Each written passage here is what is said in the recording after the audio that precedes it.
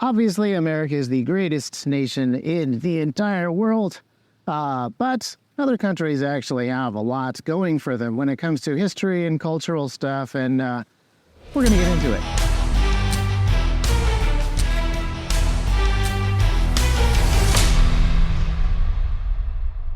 So, welcome back to another T-Rex Talk. I have with me a guest. I don't think you've ever been on the podcast, Noah. I don't think so. We've recorded a couple of random test experimental podcasts that we never published. But for those of you who are curious, Noah Botkin is our software developer, runs the software developer team at T-Rex. But we're not going to talk about that, probably not going to talk about that in this episode. You just got back from Europe. Yes. We went to England, Switzerland, and Prague, which was sort of an interesting speed run of different European countries with different histories. And since you did a speed run of different countries over a real short amount of time and only looked at tiny swaths, you are in the perfect position to definitively and authoritatively say everything that is good and lame about those countries. That's right. That is the topic for today. As an American, I am unusually qualified to make these statements. Well, it should be noted that in addition to being an American, like pretty American Americans, I would say, we have also lived in New Zealand, and you have also traveled other places. So, this is actually my 5th time to Europe. Yeah, but it's crazy. I would say a good American foundation, but also have seen a thing or two, so you know a thing or two. Yeah. So, what were the first things you noticed that were different on this trip? Like, if you had to squeeze into a podcast episode, just hypothetically, observations from this trip.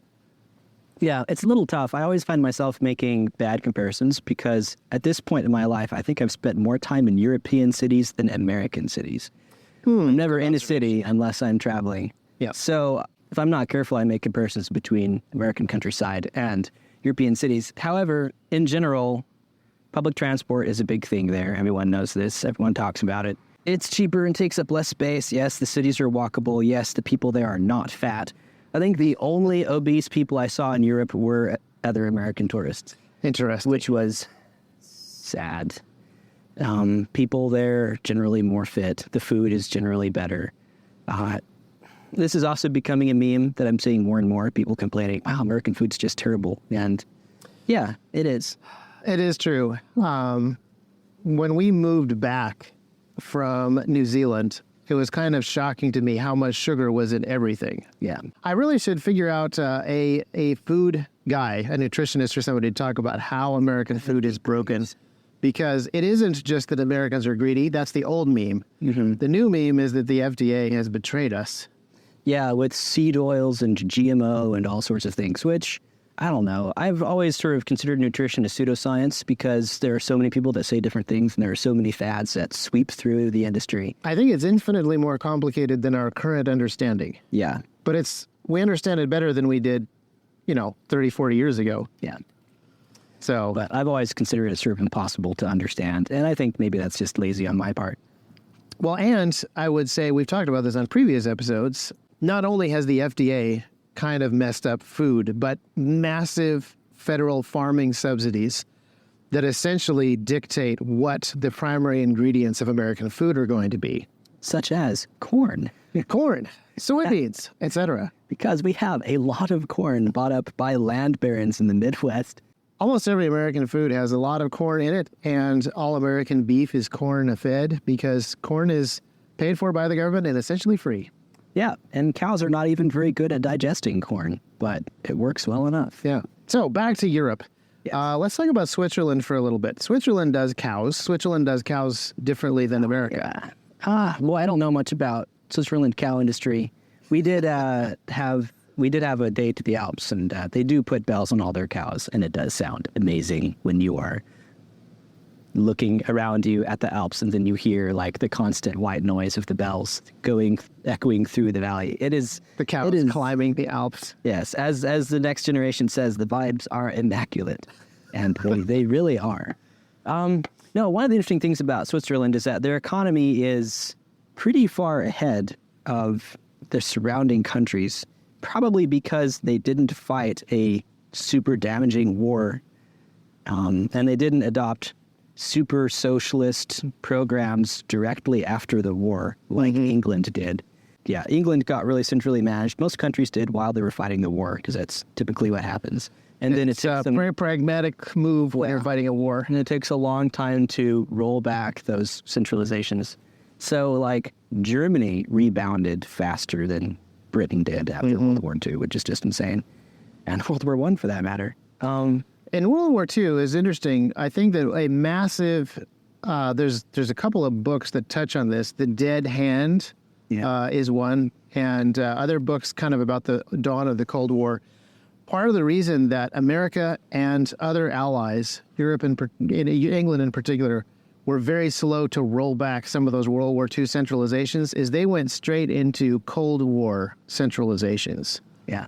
And Switzerland didn't have that issue. And even Germany didn't really have that issue. They were right in the middle of the Cold War. It wasn't really a thing they were prepping for in the same way that England and America and other countries were. So that's part of the reason that those centralizations stuck around. Ironically, we kept giant socialized, centralized government structures in the purpose of fighting communism. That whole, boy, yeah, the PR contest that the Cold War was is interesting. But anyway, the interesting thing about Switzerland is, got to skip all that. So Switzerland's economy is very rich and advanced. Switzerland's GDP per capita is one of the highest in the world. I think maybe they're behind Luxembourg. But their median salary is about the same as America. It's a little bit lower. And I think that's adjusted for purchasing power. So as an American in Switzerland, Switzerland didn't feel terribly expensive. But Switzerland's economy is way richer than all of the countries surrounding it. So if you live in Switzerland and you want to go shopping or go on a vacation, you go to Poland or Italy, and everything is half the price, and you can live like a king. Like, even if you're a barista, I was talking to a barista at a coffee shop, and she's like, yep, I take a trip to Poland, this is where she was from, once a quarter. That's where I get my hair done and all this other stuff because it's so cheap.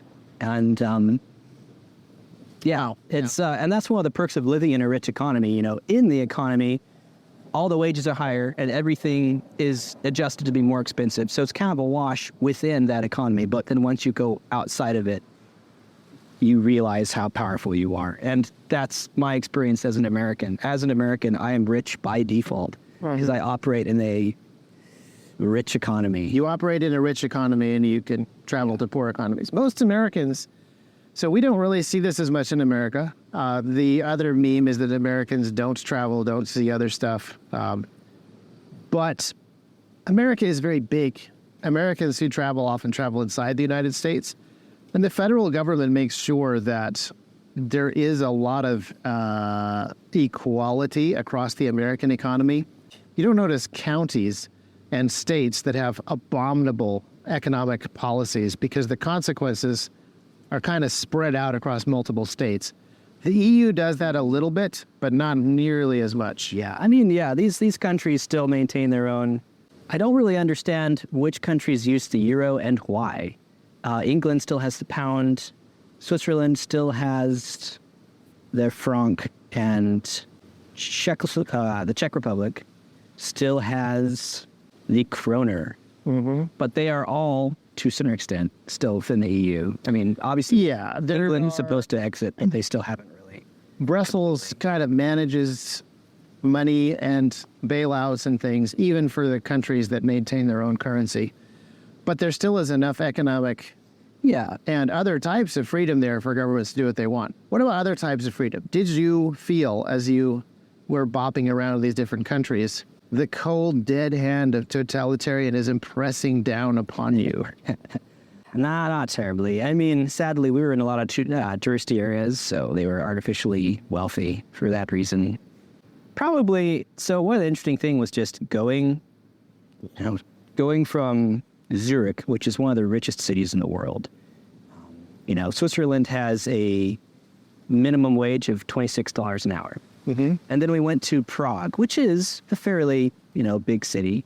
But for comparison, the minimum wage in the Czech Republic is $5 an hour. There's a lot of whiplash there. All of the industries and services that use a lot of labor are super expensive in Switzerland. and they're really cheap in Prague. So restaurant food is about half price in Prague or less.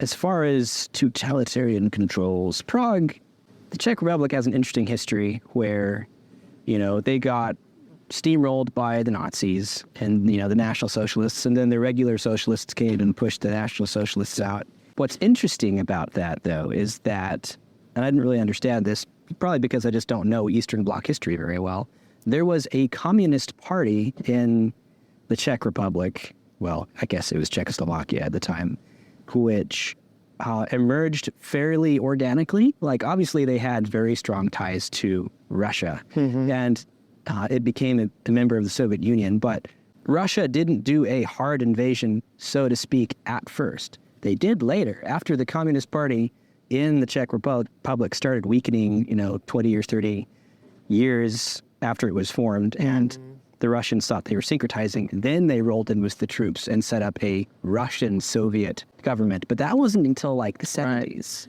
There was this wave of Bolsheviks that swept across Europe trying to start international socialist revolutions. They were obviously very successful in Russia. They were less successful in other places. They were pretty successful in, Czechoslovakia. A lot of Eastern Europe, yeah. They planted those seeds, and people believed that that was a really good form of government until they saw what Soviet Union was doing. Yeah, in the Czechs' case, it was a little too late because the Soviets were willing to drive in with tanks. So, yeah, we got to spend some time with a local pastor in Czechoslovakia, super interesting guy. And I heard pretty much the same thing that I've heard from Russians about Russia. A lot of the social structure is still there, and a lot of the trust issues are still there. So, like, you don't talk to your neighbors. You don't have relationships with people unless, like, friendliness is not a thing that you do. If you live in a neighborhood and you have neighbors, you don't just take them cookies. Right. Or, invite them to a barbecue. That is suspect. Which he was saying makes evangelism really hard to do because you don't have an excuse to talk to anyone for no reason. Right. So even though he's in, he's here, he's found that the main way he can do evangelism and ministry is online because you can't talk to people in person there. The trust has been damaged too much during the time of Bolshevism and spies and KGB type entities. Yeah, that is two fascinating thoughts. One, you can theoretically get rid of all your Soviet informers overnight. Not really, but theoretically you can. Nobody knows that they're gone. Exactly. Theoretically, you can just get rid of them all and have a new political government, but you never know if you got rid of them all. And even if you did get rid of them all, the psychological scars are still there on your culture and on your society. But the second thing is, apparently, even though there is deep distrust of people in person, the assumption that the internet is for talking to people has kind of overcome some of those things. Interaction? Is that a thing? I don't know how the Czechs use the internet. I have no idea. It's presumably the same.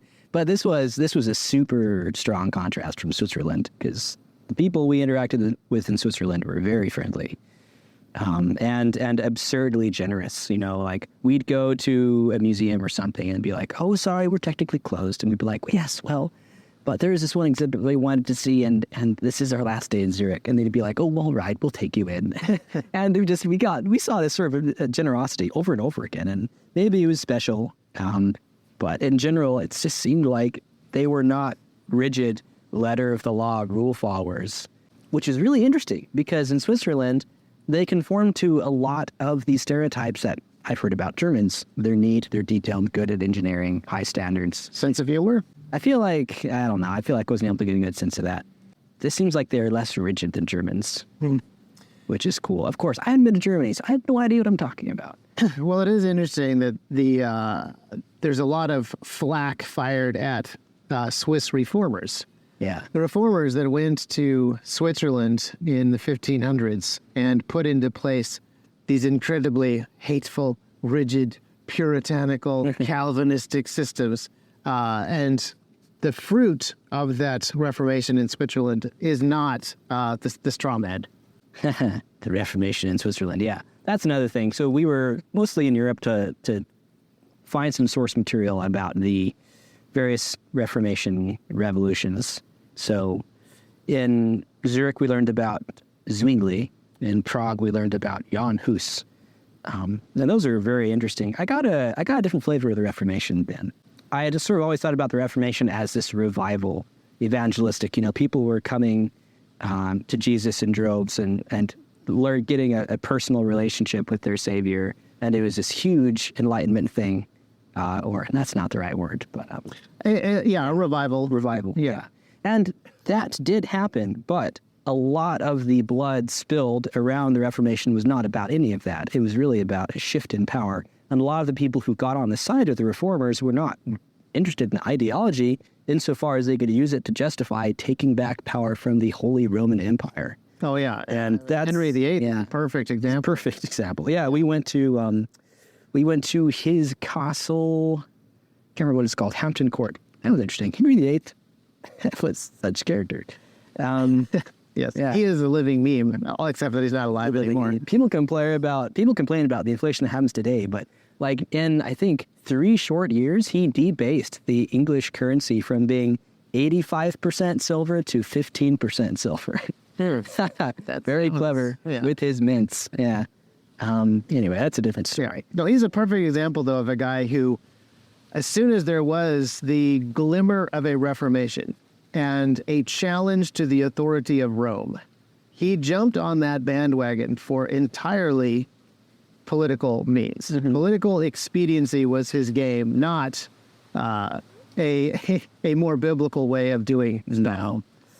No, and that's kind of the story of the Hussite rebellion, and the city of Zurich, Latiant Zwingli, they found in those reformers Zwingli and Hus a person that could be used as a figurehead for a political change or a justification for a political change, and worked pretty well. But the Hussite rebellion is super interesting. Yeah. We need to get some experts who have studied that, because there are new political ideas, there are new theological ideas or rediscovery of old theological ideas, but there are new military ideas and new military technologies and new communication technologies that all emerged at that time. And what was happening with the Hussites is like a preview of a whole bunch of other stuff that happened afterwards. Yeah, it sounds like the Hussite rebellion was the first conflict where weapons were actually, like firearms, were used seriously. And it was definitely the first time where a militia used firearms. Yeah. They, because you have this adoption curve with firearms where, like, the benefit needs to be obviously better than what currently exists. When you have professional soldiers, they're plenty good at traditional all their training is for last year's stuff. Yeah. And so, if a trained guy with a longbow is superior to a trained guy with, the ancient matchlock. Well, they didn't even have those yet. Oh, they were still doing the touch-hole and the handheld. Yeah. And it was like, it looks like an RPG. It's called a pistol, but it's this RPG-looking thing that you mount on your shoulder and you hold with one hand. So it's technically one-handed. And so, if you give that to a professional soldier, he's not getting an upgrade. But if you give that to a civilian, some woman who is a baker or has children, she's super effective. And so Jan Zizek, I think was his name, is this utterly awesome general who never lost a battle during the Hussite rebellion. And he armed militias with crossbows and these early pistols. And he put them in wagons and armored them, and they were called war wagons.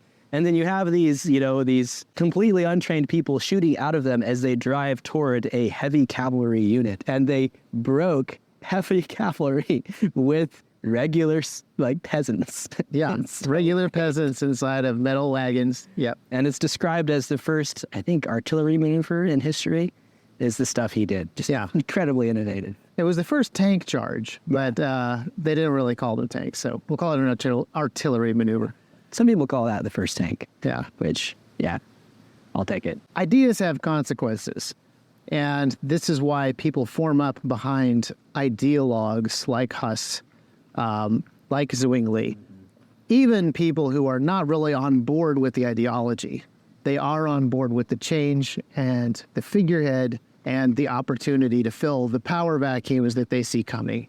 Yeah, it reminds me of the letters that Erasmus and Luther exchanged in Latin about very esoteric topics. And you'd be like, well, that's not practical at all. That's not going to change anything. Lots of people were watching those exchanges with bated breath, and they were getting translated into vernacular, and people were reading them, and it was creating a lot of changes.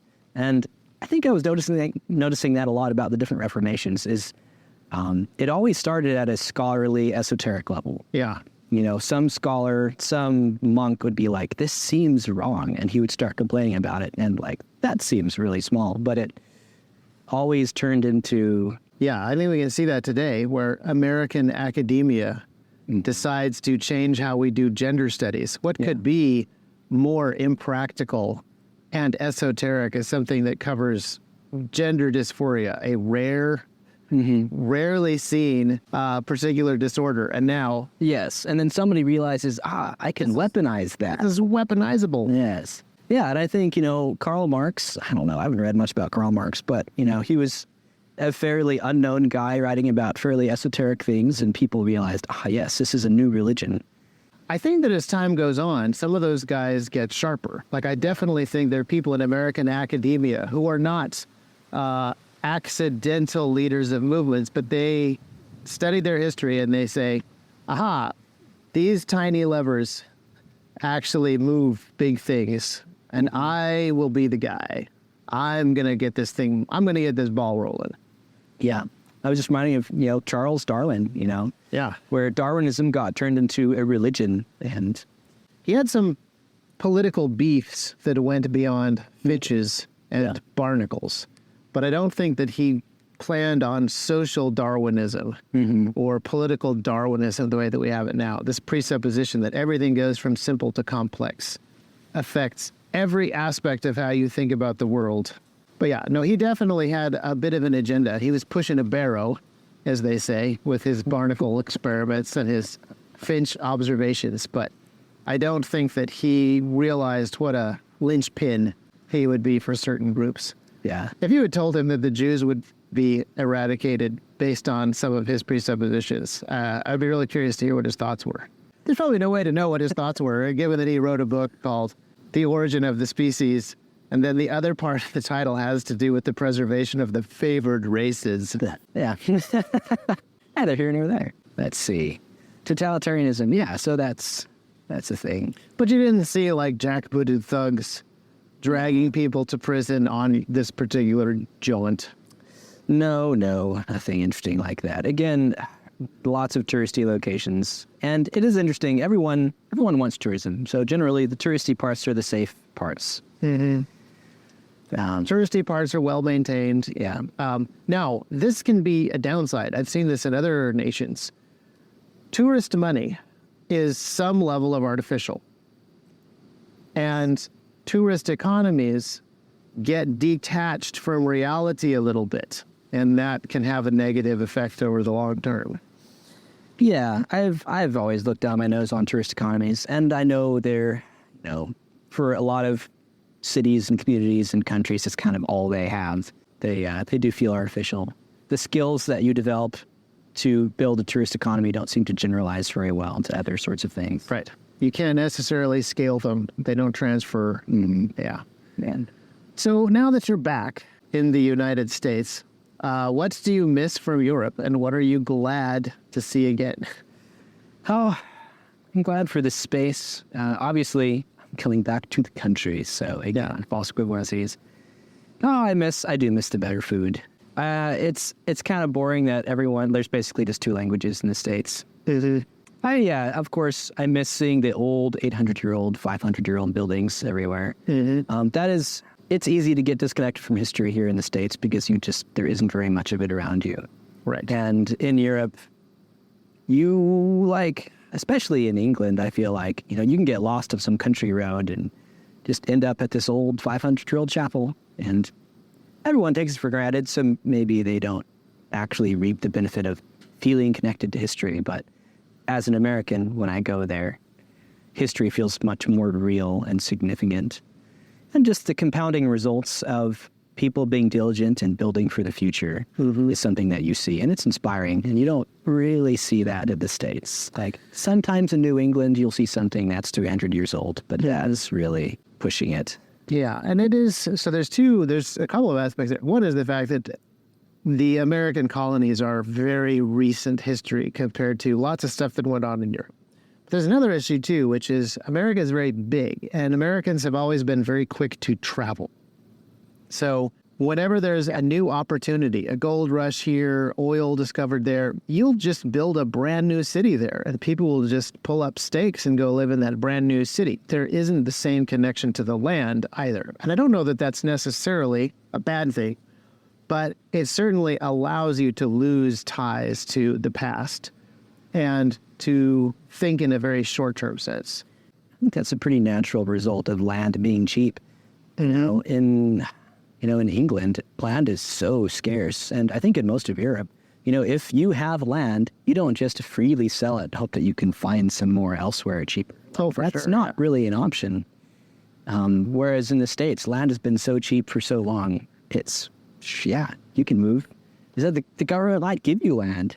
Well, and even now, when land prices, house prices are higher than normal, I still am not thinking of hoarding. I'm thinking of selling this piece in order to cover that piece. And that's just unthinkable, especially with certain taxes in Europe.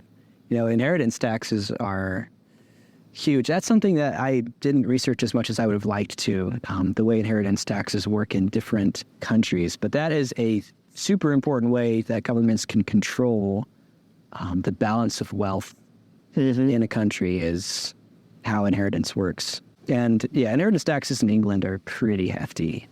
Maybe that's something, it's less obvious when you go to coffee shops and such. When you're a tourist in Europe, you don't own anything. You're just traveling. But when you live in America, you own stuff. This is kind of going away. More people rent than own. More people lease than buy in a lot of different sectors. But over there in Europe, there's a lot of people who haven't owned property for a few generations, which means they're kind of not going to. So even just the concept of private property, that potentially can get eroded as a mode of thinking. Yeah, I think that's pretty standard in cities. Yeah. Just the population density is such that land becomes really scarce. And again, not owning land is not intrinsically bad. Right. But losing the concept of private property, I think, is this "you will own nothing and you will be happy" mindset is anti-economic development. Trying to think through, what's special about owning land. It's different from having a car. Sure. Or having a lease. What's special about owning land? It'd be substantial and more immovable. It is more grounding. It would be a lot more. It'd be a lot more special if you could actually build whatever you wanted, but you actually can't. So owning land is really, it's not as significant as it used to be, especially the whole property tax thing. Right. If you don't pay your property tax, your land is no longer yours. Was it ever yours in the first place? All of these things are being eroded, and the most damaging is, I think, that mental space. When you stop thinking about land as an ownable resource, you're well on your way to not having a good shelf in your brain for private property. Yeah. I think in the States we've been on that path for a while. It's really hard for me to imagine, what if I actually owned a piece of land fully and completely? All right, ownership is really only as strong as your ability to enforce it. So yes. That's why we're Second Amendment peoples. That and Hussite rebellion studies. Yes. Ownership is a strange concept, honestly. Here are some atoms. These are mine. It's kind of weird. But it is in the Bible, and it's something that is really significant for reasons that I feel like I am still coming to understand. Yeah. Well, it's better than the alternative, which is saying, here are some atoms, and they belong collectively to a people group that is not definable, but these guys with armbands are in charge of it. Mm-hmm. Yeah, and it's just finders keepers all the time. Yeah, it doesn't work as well. Well, there's one other interesting thing that I learned when I was in England. So we went to Cambridge, which is not a college. Cambridge is a university, and then within it contains colleges. Many colleges, yes. And it's sort of interesting the way that works, because the university owns a lot of the cool stuff. Like, the university has the nanotechnology lab. We didn't see all that cool stuff. We were mostly looking at old stuff, which is also cool in its own way. So we went to Jesus College, which is, I think, the oldest college, or at least they have one of the oldest buildings. That was a chapel from either the 800s or the 1200s, which 400 years is a long time, but when it's that long ago, it doesn't feel like a very long time. Right, yeah. I went to the Champion of the Thames. There are so many pubs there, and they're so great. You go in, you get a pint. So I sat down and I struck up a conversation with an old gentleman, and I learned that he was a professor of English, and he specialized in the years from 1200 to 1500. And that is a cool thing about Cambridge, is you go there and you bump into people who have devoted their lives to studying history. Yeah. And other things. It'd be nice to spend more time in Cambridge. And then later we went to another pub, and we sat down with some folks that supported the university in other ways, various. Actually, we met the choir director, not the director, but some involved with the logistics for, I believe, the King's College Choir, which is kind of a big deal for some people I know. We were talking, and he was talking, about how much he loved America, and he went there one time and he discovered pancakes with maple syrup, and he was just in ecstasy about maple syrup and transports of joy. And oh yes, I would eat this every morning. And I said, oh yeah, well then you'd probably look like an American too. And then he'd be like, well, no. I know my place. America leads and the world follows. Interesting. So he had a defeatist, might be the wrong word, but kind of a defeatist attitude towards the no longer jockeying for position. No. America is definitively top nation. Yes, it does seem like that. And then the conversation went on. And then he leaned over to me in sort of hushed tones. He said, but America and England have a special relationship. I was like, oh, really? I said, do tell. And he said, yes, well, long ago, there was actually a war fought. And America used to be a part of England. And it isn't anymore. And I was like, oh, yeah, yes, that's true. In fact, that's kind of the core of our nation's identity is this war that you're talking about. It's kind of the first thing that anyone learns about history in America is that we declared independence and won our rights. At least, I don't know. I think they teach that in the school. It used to be taught in the schools when we were kids. Yeah. And he was flabbergasted that was a thing that everyone knew, because when he was, I don't know what school he went to. I think it was probably a government public school. Which they call private schools, but yes, a government school. Yeah. Not a special This is why I advocate government school as the label, because private and public are too fuzzy. Besides, public schools in America, not actually public, not actually open to the public, not listening to the public, not governed by the public. Fair. They're government schools. Yeah. No, that's sad. We would go on. He was surprised. Yeah, he was amazed, because what he learned was that America was just another one of the colonies. Back when the British Empire had many, many colonies. Yeah. There was a brief period of time, 50 years or so, where the United Kingdom ruled over 1/4 of the Earth's population. Yep. The sun never set on the British Empire, which is actually now true of America. We have so many military bases across the world. It's true. That I think are technically American soil. That is an empire. The sun never sets on the American empire. Right. But he was amazed. They weren't taught that. All the colonies more or less left England in different ways, and America just left a little sooner. Yeah. For some reason. But it's not important. Yeah. I see it as a pretty core American identity touchstone up until possibly recently. I think the current touchstone for government school education is there were all these slave owners. Yeah. And then somehow trans rights. I feel like that's true. I feel like Martin Luther King is like better known than George Washington these days. Yeah. We need to get our hands on some actual curriculum to look up these things. But it's, So, and I have talked about on this podcast a slightly alternative take, because I think that the take that is generally taught, which was the British were these stodgy old tea-drinking nonsense people, and Americans wanted to do things their own way, so we just kicked them right out of the whole country, got rid of them redcoats. When you look at the colonies, you see 13 colonies that have their own laws, they have their own elected officials, they have their own compacts and constitutions and congresses. And they would like for England to continue interacting with them the way that the contracts and the compacts and the constitutions say. And England is getting too big for its britches and too big for its boots and becoming very imperial, and taxation is going through the roof, and Americans are getting called upon to go fight in foreign wars. And it is the Americans who actually say, we want to stay the course. England is going to have to go this way without us. So it isn't that America split off to go its own way. It was that England was straying into this new political territory. And America was the one that said, we're going to stick to our rights, we're going to stick to our founding documents, we're going to stick to our guns, and we're going to stick to the same direction that you are departing from. It's more nuanced, it's more complicated, but I think it's more historically accurate, and it is more helpful than the whole, we decided we didn't want to have no king no more.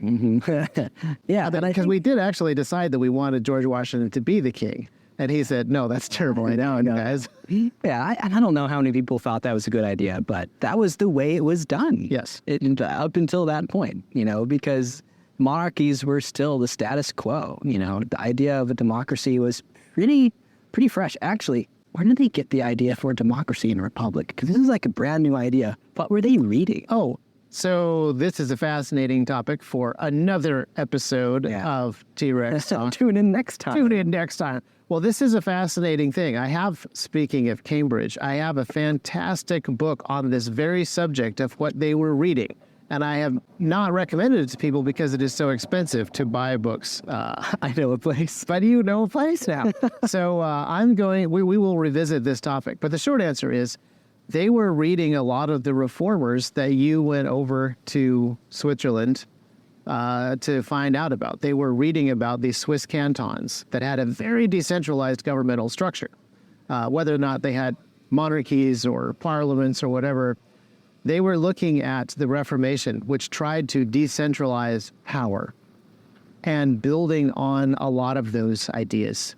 And so that is where a lot of the political thoughts comes from. And of course, they were aware of writers on the other side. I've seen so many people say, like, well, of course they would have read Hobbes' Leviathan, and that's probably where they got some ideas. And it's like, well, have you read Hobbes' Leviathan? Because they did the exact opposite and tried to make sure that would never happen. So probably not influenced by him in the way that you think. Yeah, I definitely want to read about that. Jacques Barzun is this, I don't know how to describe him, historian that people used to think was a big deal, and maybe he is. But he wrote a magnum opus called From Dawn to Decadence. The theory of the book is, I think, the last 500 years has been punctuated by basically 3 revolutions, big paradigm shifts in the way people do power. The first one is the Reformation, where you sort of get rid of your Holy Roman Empire. And then the second one is, America and France, where they start to throw off the monarchies. And then the third one is where they start to experiment with these big totalitarian governments. Mm-hmm. It's pretty even tempo between those events. Yeah, and there's a lot to be said for his observations, and they're overly simplistic because the American Revolution, which put into place a republic that we call a democracy, and the French Revolution to put in place a democracy that they called a republic, were almost opposite events. Mm-hmm. But at the surface level, they are the same. Yeah. Kings out, people in. Mm-hmm. Thomas Paine will write the literature. Yeah, no, I'd love to hear what you've been learning about the underpinnings of thought. Yeah, it's the American Revolution. It is a fascinating area of study. One of the most interesting things is just what an incredibly Puritan-driven nation America was. Yeah. And this is true both consciously by people who attended Puritan churches, but also subconsciously because people will have a vast cultural effect sometimes, like Charles Darwin, we talked about. He wrote a book about finches and preserving the most favored races, and it had massive ideological implications far beyond biology and political science. It seeped into the way that people thought about things and the shelves that they built in their brains. And the Puritans did that in America, even for the non-Puritan folks who lived here. And Thomas Paine is the perfect example of this. This reminds me of something Paul Johnson observed was it his book Intellectuals? I can't remember, but basically when Einstein came out with the theory of relativity, lots of people are like, yes, everything is relative. And they got like moral relativity from Yes. from what Einstein has seen. It all depends on how fast you're going. Your frame of reference. So the justifications people will make to justify a new ideology and specifically to do what is right in their own eyes is just stunning and incredibly reliable. People will always do it. Every time. It's a fascinating thing to study for sure. And somebody that I want to have on the podcast is a guy who grew up in Hong Kong, and he talks about how when you grow up, Hong Kong is, at the time and today, really good at totalitarian gun control. Private gun ownership is utterly unthinkable to a lot of people. And once you don't have that shelf in your brain anymore, there's a bunch of stuff that you kind of stop thinking about. Sort of goes back to what we were talking about. If you can own land, or if land can be owned by individuals, that creates a framework for other types of thought about private property. If you cannot defend yourself at all, you kind of don't own yourself. You have no responsibility over your own self-existence or self-preservation. You kind of don't own yourself at all. And the shelves in your brain get sort of built around this other idea that you belong to the government and your stuff belongs to the government too, which is a very interesting sort of thing. These cultural shifts have massive implications for how you think about other stuff. That is always true. Exactly. There's always a bigger fish. There's always someone who's more powerful than you. This is why wars are a thing, like private property isn't real. Like people just steamrolls it every 200 years and conquers it and plants a flag in it. Like no one owes stuff for longer than a few hundred years. Yeah, it is. It's kind of might makes right all the way down. We spent some time in the British Museum, and every time I go to the British Museum, it's a great place to go. I highly recommend it. It's a study in power. There are exhibits dedicated to the early, the Levant area and the Assyrians and the Babylonians and the Egyptians. And it's so interesting to see how these early people experiment with these early power structures. The city-states are kind of the first thing that emerge. People centralize, they create cities. Cities create governments. The governments create armies. And you have these little dotted city-states dotted across the Mediterranean. And then eventually one of those city-states turns into an empire. And that empire, like an amoeba, rolls across the landscape, absorbing other city-states. Yeah. And pretty quickly, the city-state model is not sustainable. They're not strong enough to defend themselves, and the empires always take over.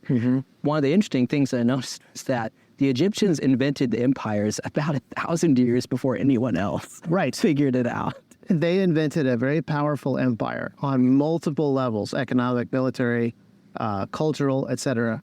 But they didn't want to steamroll people because they didn't want to get too far from home. And they didn't value other people very much. They didn't like other people very much. So you're not even human if you're not Egyptian. So why would you conquer those non-human people over there? Just make them pay you tribute. Actually, pretty good thing they were so racist. Well, so this is a very interesting example right here that you bring up. It's very important that you do some more serious study on stuff. Because if you say something like, the British Museum is a study in power, the surface level reading of that is just, yes, the British Empire used to be powerful and they stole all of everybody's useful historical artifacts for themselves. Well, sure. And that is kind of what happened. But if you look deeper and you actually look at the historical artifacts themselves, you see the records left behind by empires, by emperors, by kings, going back to those first experimental ones. So, there's always a deeper level to study too. I highly recommend it to anyone listening to the podcast. Go to the British Museum and walk the halls and just see how long people have been fighting over scraps of money and strips of land and women. It's fundamental human nature. Yeah. And the other thing that I love about the British Museum, it is changing a little bit, but modern museums are so lame. It's hard to find a museum that just has actual historical artifacts that you can look at, as opposed to random infographics. And it's pretty good.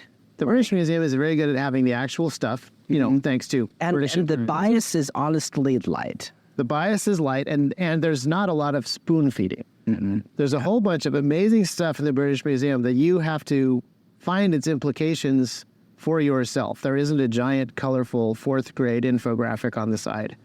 And that is what a lot of modern museums are turning into. Basically, daycare center level stuff. Yeah. It's highly annoying to me. No, the British Museum is a gem, even though, yes, they stole a lot of stuff. Well, they stole a lot of stuff, but they wanted fair and square. They wanted fair and square, and they got it from other people. So there's currently a bunch of Egyptian people asking for the Rosetta Stone back. Yeah. Because the Rosetta Stone was found in Egypt, but the Rosetta Stone is not an Egyptian artifact. And first the French took it, then the English took it from the French. But it is actually one of these stones from a conqueror of Egypt, saying, this is a marker to let you guys know that you have been conquered. So it isn't even an Egyptian artifact to begin with. And there's a whole bunch more. So you could, it's a complicated business. Yeah. Anyhow, so a couple of weeks ago, several weeks ago now, I asked podcast listeners what they wanted. They said they wanted more. So this episode is longer. They also said they wanted more variety, more broadness from the podcast. So hopefully this fit the bill. Oh, cool. Do you not talk about history all the time? I talk about random stuff all the time, and apparently people want more of that. So there we go. Yes, they basically want you to be the Second Amendment to James May. Well, that is pretty high praise coming from you. If that is actually what people want, I can't quite live up to it, but I can certainly be that random. Yes. So thank you very much for having this conversation, Noah. I want to have more conversation with you, as we've talked about in the past. You have interesting insights into technology since you run the dev team, software dev team, and you have a lot of other interesting observations as well. But I wanted to get you on here and talk about European observations, because the next guest that I want to have on is a good friend of ours who lives in England, Yes. who recently visited the United States. And it'll be interesting to compare his initial observations with yours, even though you saw different stuff. He did not come over here to study our rich history of repentance, revival, and resistance. He just came over to see friends. But he's a pretty observant guy, so I'm curious. Oh, no. And he's done so much more traveling than I have. No, I thought multiple times, like, man, you gotta get Chris on here. Yes. He has much more interesting things to say about the Swiss and the Germans than I Very, do. very good. Well, we will chase him down, get him on the podcast. I meant to record a podcast while I was here, but then I realized, it's the internet. We can always Zoom call later. Yeah, get him a good mic for sure. Every time that we had a conversation here, it was about something that I didn't want to be public. And he didn't want to be public either. So that's why that didn't happen yet. So thank you very much, everybody, for listening to this random ramble through observations about Europe from Noah. I appreciate the other thing that you guys did while you were over there. And this was super fun. If ever you guys are traveling, listening to the podcast, or friends of yours are traveling, we had a super fun Signal group chat going between people who are on the trip and people who are home. And it was a very low pressure thing for you, I think, on the trip. Yeah. Just instead of sending pictures to random people on Facebook or specific people over and over and over again one at a time, that felt like a great way to experience the It was trip. great. It was like live micro-blogging Yeah. is what Twitter was made for. Yeah, so get yourselves, if you're listening to this podcast, get yourselves your local community friend group of not too many people. And if one of them goes someplace cool, have a chat around that. Don't just do it on Instagram for 40,000 folks or whatever. Don't just do it to one person at a time. Build these little community groups, even around things like one of your friends going to Europe, because that was super fun. Yeah, it worked really well. I agree.